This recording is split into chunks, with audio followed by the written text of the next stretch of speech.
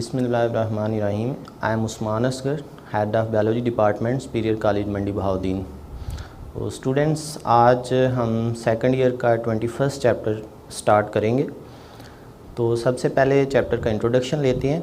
Chapter का नाम है सेल साइकिल। तो दो लफ्ज़ हैं, सेल एंड साइकिल। साइकिल का मतलब होता है रिपीटिंग प्रोसेस। अब सेल साइकिल क्या है उसका डिटेल के साथ हम देखेंगे, उसकी डेफिनेशन करते हैं, उसकी जो स्टेजेस हैं वो हमने देखनी है। तो जैसे मैंने आपको बताया कि साइकिल का मतलब होता है रिपीटिंग प्रोसेस। सेल जो है, जैसे आप जानते हैं कि एक इंडिपेंडेंटली लिविंग बॉडी है। हमारी ओवरऑल बॉडी जो है या दूसरे जो लिविंग ऑर्गेनिज्म है वो सारे सेल से मिलके बने होते हैं। तो सेल खुद भी इंडिविजुअली लिविंग होता है। सेल की एक अपनी लाइफ होती है। एक दफ़ा जब सेल प्रोड्यूस होता है तो उसके बाद उसकी अपनी लाइफ स्टार्ट हो जाती है। उसके दौरान डिफरेंट स्टेजेस से वो गुज़रता है, डिफरेंट चेंजेस उसके अंदर आती हैं। अब उन चेंजेस से गुज़रने के बाद वो सेल अपनी फाइनल स्टेज पर जब पहुंच जाता है तो वो इस काबिल हो जाता है कि वो खुद फिर अपनी डिवीज़न करके नए सेल प्रोड्यूस करे। इसी तरह फिर नए प्रोड्यूस होने वाले सेल, ये सारा प्रोसेस जो है वो रिपीट करते हैं। तो ये प्रोसेस जो है वो कंटिन्यूली रिपीट होता रहता है, इस वजह से हम इसको सेल साइकिल बोलते हैं। तो अब इसमें कौन सी स्टेजेस हैं और इसको डिफ़ाइन कैसे करेंगे।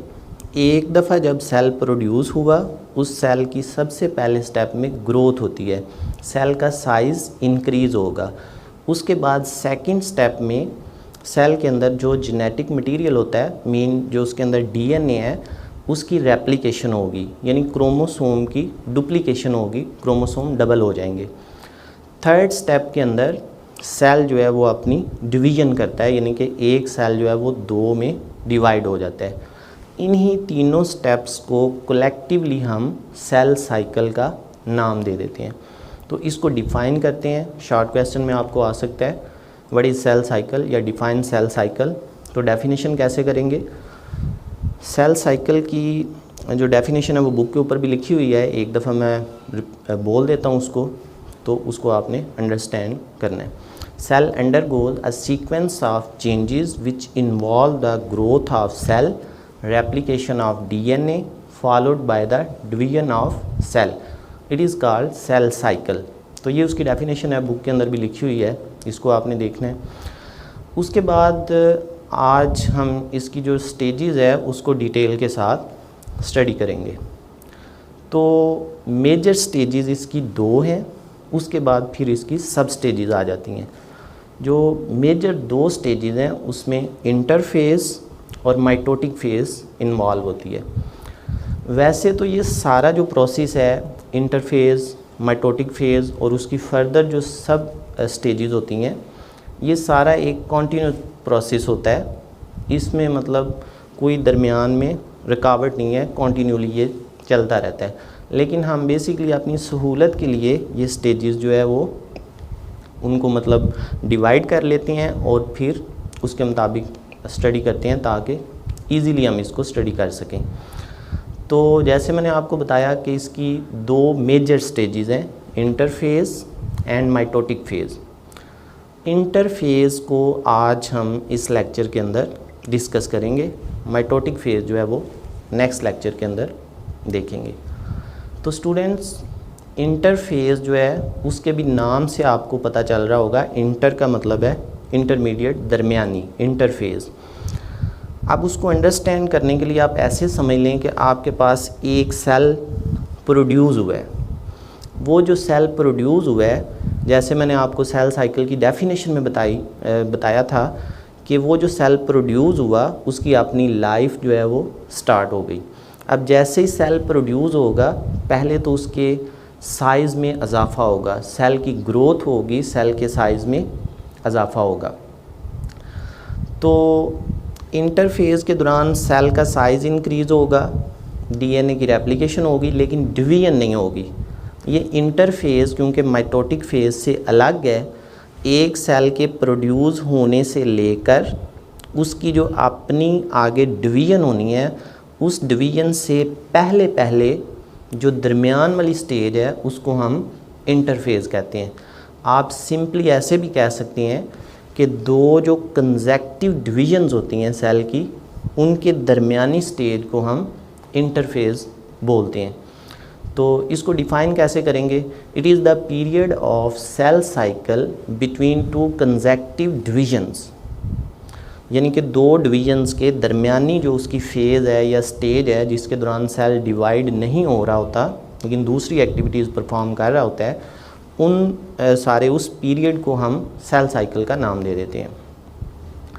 अब यहाँ पे एक बड़ा इम्पोर्टेंट क्वेश्चन है जो कि आपकी बुक की एक्सरसाइज के अंदर भी दिया हुआ है कि ये जो सेल साइकिल की पहली स्टेज है इंटरफेज़, इसको बहुत अरसा पहले तक जो साइंटिस्ट है वो ऐसे समझते थे कि ये रेस्टिंग फेज़ है, इसमें सेल के अंदर जो है वो कोई ख़ास एक्टिविटीज़ नहीं होती। तो इस वजह से इसको रेस्टिंग फेज़ का भी नाम दिया जाता था। अब क्वेश्चन ये है कि is interphase resting phase? Why? ये सेम क्वेश्चन आपकी बुक के अंदर एक्सरसाइज में लिखा हुआ है। तो पेपर के अंदर भी ये शॉर्ट क्वेश्चन जो है वो अक्सर पूछा जाता है, तो इसको आपने अंडरस्टैंड भी करना है और उसका आंसर भी देखना है। अब आज हमें अच्छी तरह से पता है कि सेल के अंदर जो है इस इंटरफेज़ के दौरान बहुत सारी एक्टिविटीज़ हो रही होती हैं। उस वक़्त सेल असल में रेस्टिंग फेज़ में नहीं होता, बल्कि सेल जो है वो हाईली उसमें जो बायोकेमिकल एक्टिविटीज़ होती हैं वो चल रही होती हैं।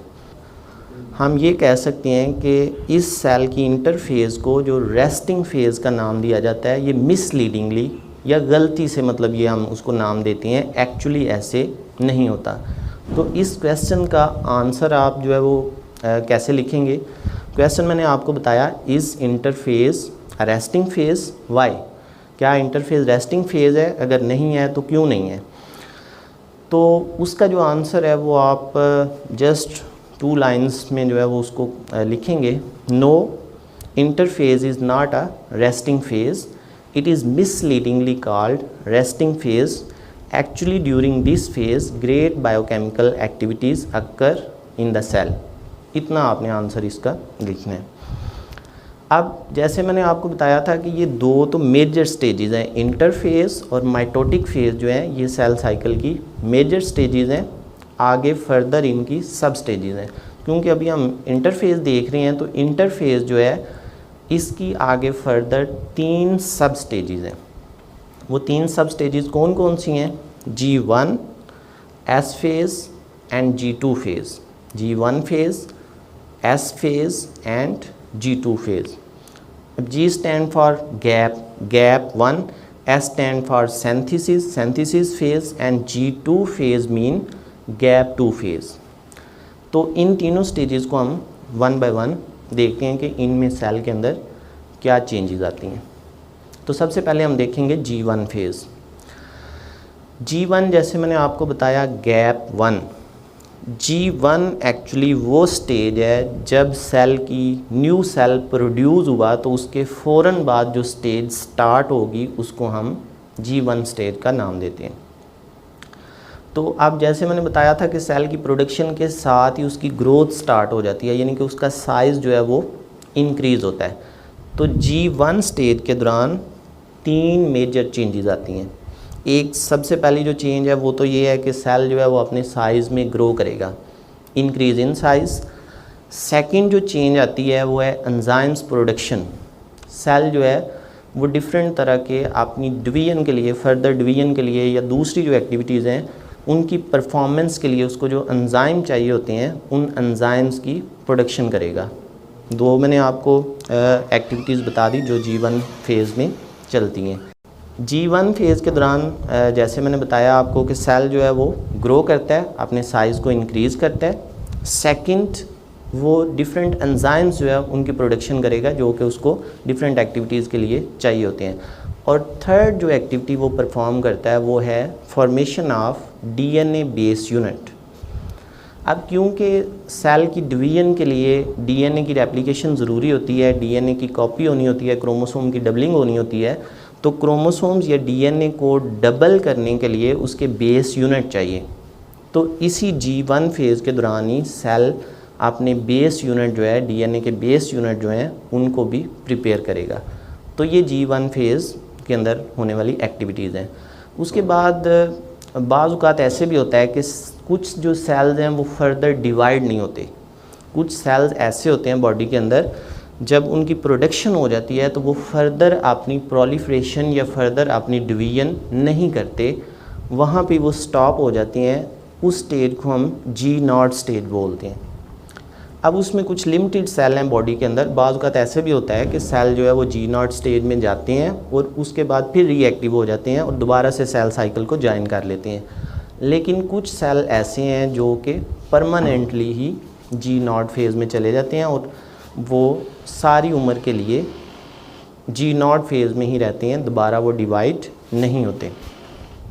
जैसे कि उसकी एग्जांपल जो है हमारे पास न्यूरॉन सेल है, नर्व सेल जो होते हैं, और उसके बाद आइज़ के लेंस सेल्स हैं, ये फर्दर डिवाइड नहीं होते, थ्रू आउट जो है ये G0 फेज़ में ही रहते हैं। उसके बाद इंटरफेज़ की जो हमारे पास सेकंड स्टेज है वो है एस फेज़। एस फेज़ का मतलब सिंथेसिस फेज़। जैसे मैंने G1 फेज़ में आपको बताया कि सेल अपने डीएनए की कॉपी करने के लिए डीएनए के बेस यूनिट जो है वो प्रिपेयर कर लेता है। अब एस फेज़ के दौरान सेल ने उन बेस यूनिट को मिलाकर अपने डिफरेंट एंजाइम्स की मदद से डीएनए की कॉपी करनी है, यानी कि डीएनए की रेप्लिकेशन करनी है। आप इसको ये भी कह सकती हैं कि उसने अपने क्रोमोसोम्स की डुप्लीकेशन करनी है, उनको डबल करना है। तो सिंथेसिस फेज़ में या एस फेज़ के अंदर जो मेजर एक्टिविटीज़ परफॉर्म की जाती हैं वो यही हैं कि डीएनए की रेप्लिकेशन होगी। उसके बाद जो थर्ड और लास्ट स्टेज है इंटरफेज़ की, उसको हम G2 फेज़ बोलते हैं। G2 फेज़ जो है इसको प्री माइटोटिक फेज़ भी बोला जाता है, क्योंकि इसके फ़ौरन बाद माइटोटिक फेज़ स्टार्ट हो जाएगी, माइटोसिस होना शुरू हो जाएगी और उसके रिज़ल्ट में सेल डिवाइड होना शुरू हो जाएगा। तो ये क्योंकि माइटोसिस से पहले होने वाली स्टेज है, इसलिए इसको प्री माइटोटिक फेज़ भी बोला जाता है। अब ये जो G2 फेज़ है या प्री माइटोटिक फेज़ है, इसमें सेल किन चीज़ों की सिंथेसिस करेगा या क्या एक्टिविटीज़ परफॉर्म करेगा। क्योंकि मैंने आपको बताया कि इसके फ़ौरन बाद सेल की डिवीज़न स्टार्ट हो जाएगी, इसलिए सेल ने अपनी डिवीज़न के लिए या अपने आप को डिवाइड करने के लिए मुकम्मल तौर पे प्रेपरेशन करनी है, मुकम्मल तौर पे उसने अपने आप को प्रिपेयर करना है। तो इसके दौरान एक तो सेल एनर्जी की एक्यूमुलेशन करेगा, वो एनर्जी जो कि उसको क्रोमोसोम्स की मूवमेंट के लिए रिक्वायर्ड होती है, क्योंकि जब माइटोटिक फेज़ आएगी उसमें क्रोमोसोम जो डबल हुए हैं या डीएनए की जो रेप्लिकेशन हुई है उससे जो डबल क्रोमोसोम बनने हैं उनकी मूवमेंट होनी है और दो जो सेल बनेंगे उसके अंदर क्रोमोसोम्स ने डिस्ट्रीब्यूट होना है। तो उनकी डिस्ट्रीब्यूशन, उनकी मूवमेंट के लिए जो एनर्जी रिक्वायर्ड है वो G2 फेज़ में सेल एक्यूमुलेट कर लेगा, उसकी फॉर्मेशन कर लेगा। उसके अलावा हम कह सकते हैं कि स्पेसिफ़िक किस्म की जो प्रोटीन्स रिक्वायर्ड होती हैं वो प्रोटीन्स भी इसी G2 फेज़ के दौरान सेल प्रिपेयर करता है। उसके अलावा जो आप कह सकते हैं कि उसके स्पिंडल फाइबर्स होती हैं, माइक्रोट्यूब्यूल्स वगैरह हैं, उनकी जो प्रोटीन्स हैं उनको भी वो सिंथेसिस करेगा। राइबोसोम्स और आरएनए को भी G2 फेज़ में ही सिंथेसिस किया जाता है। मतलब कि जो चीज़ें उसको माइटोसिस के लिए या नेक्स्ट स्टेज के लिए रिक्वायर्ड हैं वो उसने G2 फेज़ में प्रिपेयर कर ली। तो ये तीन स्टेजेस थी हमारी, G1 phase, S phase and G2 phase, जो कि इंटरफेज़ के अंडर आती हैं। अब आपने ये जो सेल साइकिल की पहली स्टेज देखी, डेफिनेटली इसका एक स्पेसिफ़िक टाइम होता है, यानी कि इसके लिए एक स्पेसिफ़िक ड्यूरेशन रिक्वायर्ड होता है। तो अभी हम एग्जाम्पल के लिए ह्यूमन सेल जो है उसको देखेंगे। ह्यूमन सेल का जो कंप्लीट सेल साइकिल है वो 24 आवर्स में कंप्लीट होता है। ह्यूमन सेल 24 आवर्स में अपना सेल साइकिल कंप्लीट करता है। अब वो 24 आवर्स में से कितना टाइम कौन सी स्टेज के ऊपर इन्वेस्ट करता है वो हम देखेंगे। तो फर्स्ट फेज़ मैंने आपको G1 फेज़ बताई थी। G1 फेज़ के दौरान सेल जो है वो 10 आवर्स लेता है, G1 फेज़ 10 आवर्स में कंप्लीट होती है। उसके बाद जो S फेज़ है वो तकरीबन 9 आवर्स में कंप्लीट होती है, और जो G2 फेज़ है जिसको हमने प्री माइटोटिक फेज़ का नाम दिया था वो 4.5 आवर्स में कंप्लीट होती है। अब ये टोटल 23.5 आवर्स बनती हैं। मैंने आपको बताया था कि कंप्लीट सेल साइकिल 24 आवर्स में कंप्लीट होता है। तो अब उसमें से बाकी जो हाफ आवर बच गया या 30 मिनट्स बच गए वो कहाँ पे जाएंगे? वो उसकी जो नेक्स्ट स्टेज है सेल साइकिल की, जो कि माइटोटिक फेज़ है, उसमें यूज़ होंगे। मतलब कि ह्यूमन सेल जो है वो अपनी इंटरफेज़ को 23.5 आवर्स में कंप्लीट करता है और माइटोटिक फेज़ को हाफ आवर में कंप्लीट करता है। इस तरह 24 आवर में उसका सेल साइकिल कंप्लीट हो जाता है। इसी तरह अगर हम यीस्ट की एग्जांपल लें तो यीस्ट जो है क्योंकि सिंपल सेल है और उनकी बहुत तेज़ी के साथ जो है वो सेल की ग्रोथ होती है, सेल की जो है डिवीजन बहुत तेज़ी के साथ होती है, वो 90 मिनट्स के अंदर अपना सेल साइकिल कंप्लीट कर लेता है। तो आज के लेक्चर में आपने इंटरफेज़ के हवाले से डिटेल के साथ देखा। तो आपके यहाँ पे जो शॉर्ट क्वेश्चन इस टॉपिक के अंदर आ सकते हैं स्टार्ट पे, जैसे मैंने बताया कि सेल साइकिल का अक्सर जो है वो पेपर में क्वेश्चन आता होता है कि व्हाट इज़ सेल साइकिल या फिर डिफ़ाइन द सेल साइकिल। तो आपने सेल साइकिल जो है वो उसकी डेफिनेशन लिखनी है और साथ ही उसका छोटा सा जो स्केच है, जैसे मैंने आपको बताया कि जिसमें मतलब इंटरफेज़ और माइटोटिक फेज़ है, और इंटरफेज़ के अंदर G1 फेज़ और S फेज़ और G2 फेज़ है और साथ माइटोटिक फेज़ है, उसका छोटा सा स्केच भी ड्रा कर देना है ताकि आपको उसके 2 मार्क्स कम्प्लीटली मिल सकें। उसके बाद क्वेश्चन इसमें आपका जो नेक्स्ट शॉर्ट क्वेश्चन बनता है वो है व्हाट इज़ इंटरफेज़ या what is difference between interphase and mitotic phase. तो इसकी डेफिनेशन मैंने आपको बताई, ये आपने लिखनी है। उसके अलावा एक और क्वेश्चन मैंने आपको बताया जो आपकी एक्सरसाइज में मेंशन है, तो उसका भी आंसर मैंने लेक्चर के दौरान ही बोल दिया, वो आप आंसर भी अच्छी तरह से प्रिपेयर करेंगे। तो आज का लेक्चर हमारा कंप्लीट होता है। थैंक यू, अल्लाह हाफ़िज़।